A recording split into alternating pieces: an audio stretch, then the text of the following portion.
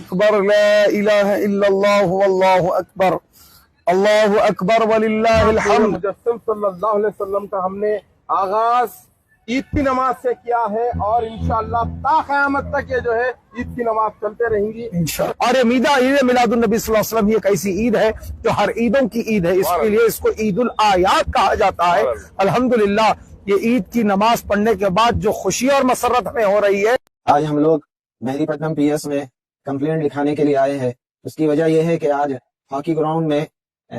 عید کی نماز پڑھی گئی ہے، جبکہ دین اسلام میں صرف دو ہی عیدیں ہیں، ایک عید الفطر اور عید الاضحیٰ۔ اور یاد رکھیں نبی علیہ الصلوۃ والسلام کی آمد ہم سب کے لیے خوشی کی چیز ہے، خوشی کا موقع ہے۔ ایسے موقع پر ہمیں چاہیے کہ ہم وہ کام کریں جس کو نبی علیہ الصلوۃ والسلام نے کیا ہے۔ آپ صلی اللہ علیہ وسلم نبوت ملنے کے بعد 23 سال اس دنیا میں باحیات رہے، پھر اس دنیا سے پردہ فرمانے کے بعد صحابہ کرام کا دور آیا، 100 سال کا دور رہا، نہ حضور علیہ الصلوۃ والسلام نے کہ عید کی نماز نہیں پڑھی اس دن، اور نہ صحابہ کرام میں سے کسی صحابی کے بارے میں یہ بات نہیں ملتی ہے کہ انہوں نے اس دن کوئی عید کی نماز پڑھی ہو۔ لہذا ہم سب اس کی مذمت بیان کرتے ہیں اور ہم سب کے لیے یقیناً یہ خوشی کا دن ہے، نبی کی آمد ہے، تو ایسے موقع پر ہمیں چاہیے کہ ہم حضور صلی اللہ علیہ وسلم کی سیرت کو پڑھیں، آپ صلی اللہ علیہ وسلم کی سنتوں کو زندہ کریں، آپ صلی اللہ علیہ وسلم پر کثرت سے درود پاک کے نذرانے پیش کریں، یہ ہونا چاہیے۔ ایک حدیث پاک سنا کر اپنی بات کو ختم کرتا ہوں۔ نبی رحمت صلی اللہ علیہ وسلم نے ارشاد فرمایا کہ جب آپ صلی اللہ علیہ وسلم جام کوثر پیش کر رہے ہوں گے اس وقت فرشتے بعض لوگوں کو دور ہکالتے رہیں گے،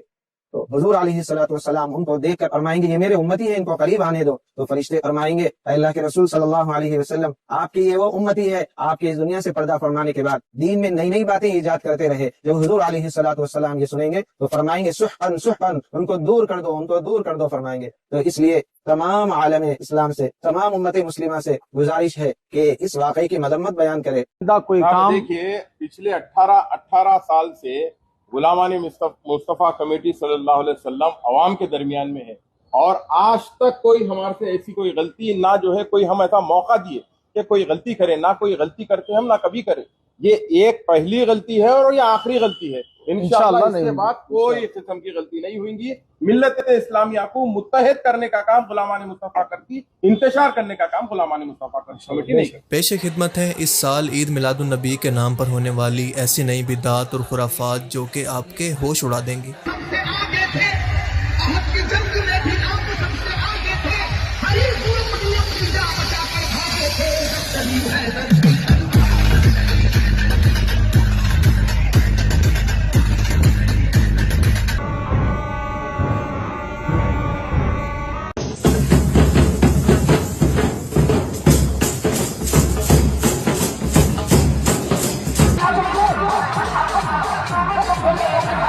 آپ سب کو یاد ہوگا کہ اکثر اپنی ویڈیوز کے اندر میں یہ کہا کرتا ہوں کہ جب بھی کوئی شخص اللہ اور رسول کے دین سے ہٹ کر کوئی نیا کام ایجاد کرتا ہے تو ایک وقت آتا ہے کہ دین کے اندر یہ اضافہ اس ایکسٹریم لیول پہ پہنچ جاتا ہے کہ لوگ گستاخیاں بھی ثواب سمجھ کر کرنے لگتے ہیں،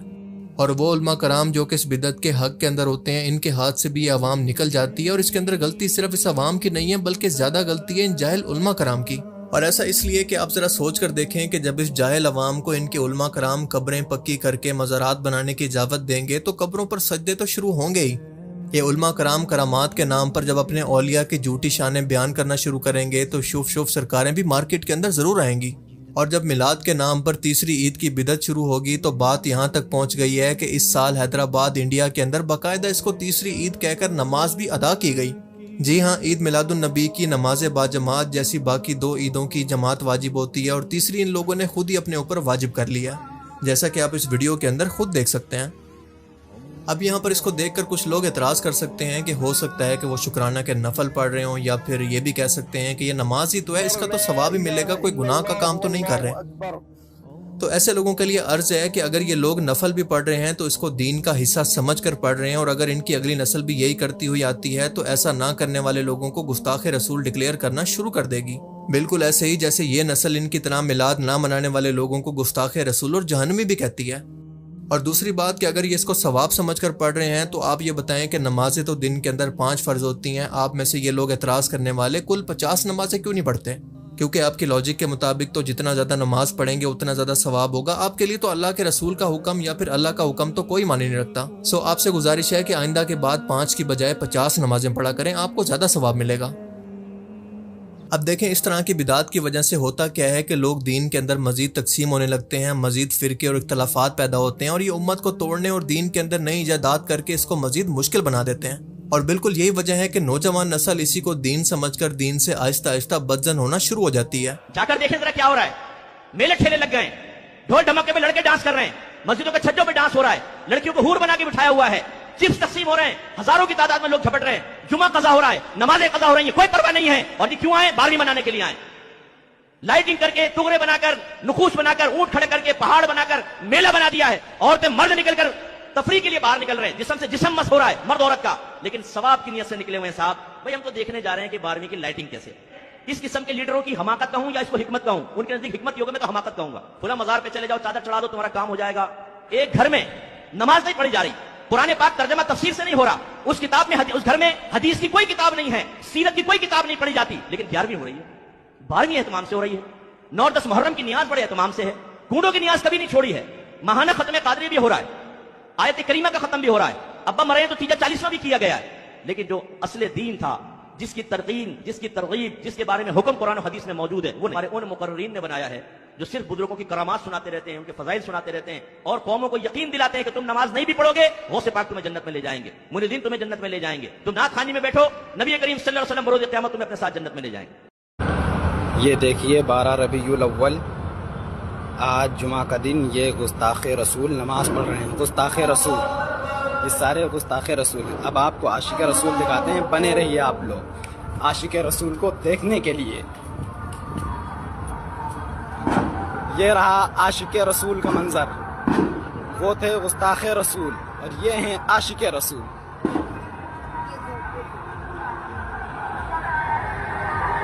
یہی کہتے ہیں نثار تیری چہل پہل پر, ہزاروں عید ربیع الاول, سوائے ابلیس کے جہاں میں سبھی تو خوشیاں منا رہے ہیں. اب اچھی بات یہ ہے کہ علماء ہند نے اس پر بہت ہی سخت رد عمل دیا ہے, کیونکہ اس مولوی صاحب پر FIR بھی کروا دیا ہے کہ یہ امت کے اندر انتشار پیدا کر رہا ہے, اور اس عمل سے دوسرا اس کے بہاف پر معافی بھی مانگ لی ہے. بہت اچھی بات ہے, لیکن سوال یہ ہے کہ انہیں اس حد تک پہنچنے کا موقع دیا کس نے؟ آپ ہی کی ایجاد کی ہوئی بدعات اور خرافات نے یہ کام کرنے پر ان کو مجبور کیا. اور یہ بتائیں کہ یہ نبی کریم صلی اللہ علیہ وسلم کی ولادت کو منانے کا کون سا طریقہ ہے؟ ذرا یہ ویڈیو دیکھیں کہ ایسا لگ رہا ہے کہ کوئی میوزیکل کنسرٹ یا پھر کوئی مجرے کی محفل چل رہی ہے. ولادت مصطفیٰ کے نام پر ایسی خرافات کی جا رہی ہیں کہ اللہ کی پناہ جن کو بیان کرنا بھی پاسبل نہیں ہے. جس نبی نے اپنی پوری زندگی اس امت کی ہدایت کے لیے رو رو کر دعائیں کی, خود پر اور اپنی آل اولاد پر کفار کی جانب سے پہنچائی گئی تکلیفیں, مصیبتیں, بلائیں, جنگیں, بھوک اور تنگ دستی کو برداشت کیا, اس بکھری ہوئی امت کو جوڑ کر ایک امت بنایا, اس کو وصیت کی کہ نماز, روزہ, زکوٰۃ, حج کو نہ چھوڑنا, ظلم مت کرنا, جھوٹ نہ بولنا, دین کے اندر نئی نئی بدعات سے بچنا, قرآن پاک اور میری سنت کو پکڑ کر رکھنا. آج اسی امت نے اس نبی کو خوش کرنے کے لیے یہ کام کرنا شروع کر دیے ہیں. آپ لوگ اپنے دل پر ہاتھ رکھ کر بتائیں کہ آج اگر اللہ کے رسول ہم میں موجود ہوتے اور یہ سب کچھ اپنی آنکھوں سے دیکھتے تو ان کو یہ سب دیکھ کر کتنا تکلیف ہوتی. یہ بھنگڑے, یہ بینڈ باجے, یہ سب کچھ دیکھ کر اس نبی کو جو کہ یہ کہا کرتے تھے کہ نماز میری آنکھوں کی ٹھنڈک ہے, اور وہ نبی اپنی امت کو وصیت یہ کر کے گئے تھے کہ میرے دنیا سے جانے کے بعد اللہ کی کتاب کو اور میری سنت کو اپنے ہاتھوں سے یا پھر اپنے دانتوں سے پکڑ کر رکھنا, اس کو مت چھوڑنا. آج وہی امت ان تمام چیزوں کو چھوڑ کر اللہ کے رسول کو اور اللہ کو راضی کرنے کے لیے وہ کام کر رہی ہے جو کہ مشرکین مکہ بھی نہیں کرتے تھے. ذرا امیجن کریں کہ اللہ کے رسول اللہ کی جنتوں کے اندر بھی یہ سب کچھ دیکھ کر کتنا دکھی ہوں گے. آج اگر ان لوگوں کے درمیان حضرت عمر رضی اللہ تعالیٰ عنہ زندہ ہوتے تو ان لوگوں کا کیا حال کرتے آپ بہتر طور پر سمجھ سکتے ہیں. اگر ان لوگوں کو میلاد مصطفیٰ منانا ہی ہے تو یہ اس طرح سے کیوں نہیں مناتے جیسے خود نبی پاک صلی اللہ علیہ وسلم منایا کرتے تھے. نبی کریم صلی اللہ علیہ وسلم اپنی پیدائش کی خوشی کے اندر ہر سوموار کو روزہ رکھا کرتے تھے شکرانے کے طور پر. اگر ان لوگوں کو نبی کریم صلی اللہ علیہ وسلم کو خوش اور راضی کرنا ہے تو ایسے کام کریں جن کا رسول نے ہمیں حکم دیا, ان کی ہر ایک سنت پر عمل کریں. پر اس کے برعکس یہ سب کچھ جو یہ لوگ کر رہے ہیں یہ دین کے اندر کہاں پر لکھا ہے, اس کا حکم کہاں پر دیا گیا ہے؟ کیا اس طرح کی چیزوں سے کوئی غیر مسلم اسلام سے متاثر کبھی ہو سکتا ہے؟ آپ سب لوگ اچھی طرح سے جانتے ہیں کہ اسلام کے بارے میں جو بھی کانسیپٹ ویسٹ کے اندر بنتا ہے وہ مسلمانوں کی حرکتوں کو دیکھ کر ہی بنتا ہے. انہی لوگوں کو دیکھ کر غیر مسلم اسلام کو جج کرتے ہیں، ان کی حرکتوں کو دیکھ کر اس سے متاثر ہوتے ہیں یا پھر اس سے بدظن۔ آپ ایک لمحے کے لیے ذرا سوچ کر دیکھیں کہ جس جگہ سے اسلام کی شروعات ہوئی وہاں پر کوئی ایسا بنگڑا، کوئی ناچ گانا، کوئی ڈی جے کچھ بھی نہیں ہوتا۔ تو کیا اس کا مطلب ہے کہ وہ لوگ نبی پاک صلی اللہ علیہ وسلم کی ولادت سے خوش نہیں ہیں؟ کتنے افسوس کی بات ہے کہ نبی پاک صلی اللہ علیہ وسلم کی سنت پر عمل کرنے والے ان لوگوں کو یہ لوگ گستاخ کہتے ہیں، جبکہ یہ خود مشرکین مکہ کے راستوں پر چل کر خود کو مسلمان اور سچے عاشق رسول ثابت کرتے ہیں، اور یہ وہ لوگ ہیں جو کہ محبت کے نام پر نبی پاک صلی اللہ علیہ وسلم کی توہین بھی کر جاتے ہیں۔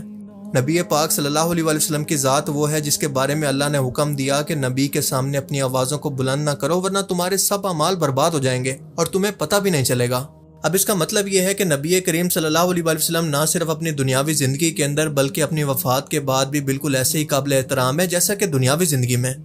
لیکن یہ جاہل اور برین واش قسم کے لوگ روزہ رسول پر بھی جا کر غلام ہے، غلام ہے، رسول کے غلام ہے کہ نعرے لگا کر نبی کی توہین کرتے ہیں اور اس کو ثواب سمجھتے ہیں۔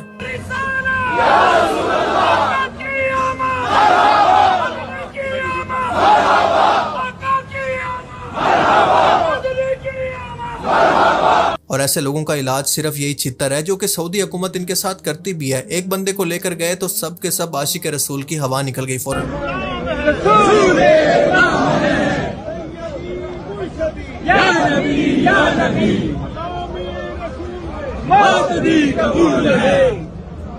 جس دل میں نہ ہو عشق مصطفیٰ، جس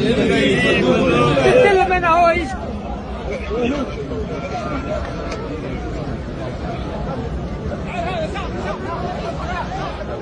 آپ کو بتاتا چلوں کہ عید میلاد النبی صلی اللہ علیہ وسلم کا آغاز صحابہ کرام یا تابعین کے زمانے سے نہیں ہوا تھا، بلکہ یہ کئی صدیوں کے بعد رواج میں آیا۔ تاریخ میں پہلی بار عید میلاد النبی کی باقاعدہ تقریب عراق کے حکمران مظفر الدین ابو سعید کوکبری نے شروع کی تھی، اور یہ واقعہ 6 صدی ہجری کے اندر پیش آیا، یعنی تقریباً 1207 عیسوی کے اندر یا پھر 602 ہجری کے اندر۔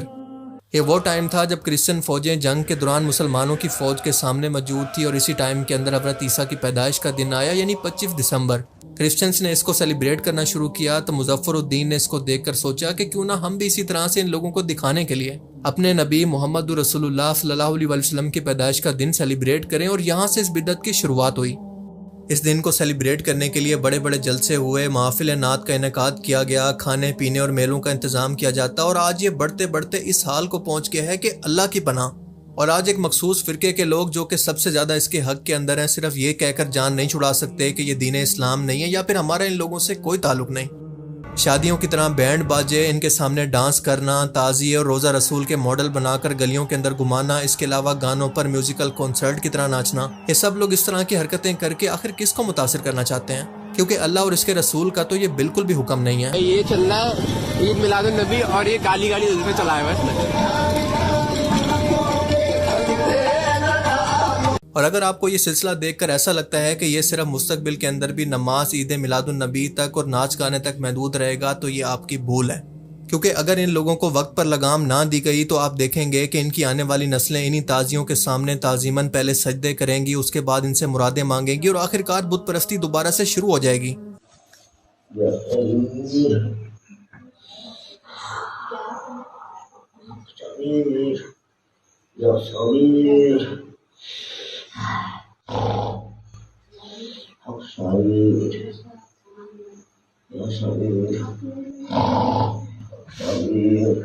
اور اسی لیے میں کہتا ہوں کہ تمام مسلک کے علماء کرام کو اپنے اختلافات وقتی طور پر بلا کر اس مسئلے پر اکٹھا ہو کر ان تمام خرافات کے خلاف ایک فتویٰ دینا ہوگا، اور پوری دنیا کو یہ واضح کرنا ہوگا کہ ایسے لوگوں کا دین اسلام سے کوئی تعلق نہیں، اور جو بھی کوئی ایسا کرے گا قانون کے ذریعے اس کو سزا دلوائی جائے، کیونکہ اس طرح کے لوگ نہ صرف اپنی حرکتوں کی وجہ سے دین اسلام کو بدنام کر رہے ہیں بلکہ مسلم دنیا کی یونٹی کو بھی توڑنے کی وجہ بن رہے ہیں۔ اور اگر ہم لوگوں نے آج مل کر کچھ نہیں کیا تو ہماری آنے والی نسلوں کو ان گمراہیوں سے کوئی بھی نہیں بچا پائے گا۔ اللہ تعالیٰ سے دعا ہے کہ وہ ہمیں سمجھنے کی اور نیک عمل کرنے کی توفیق عطا فرمائے، آمین۔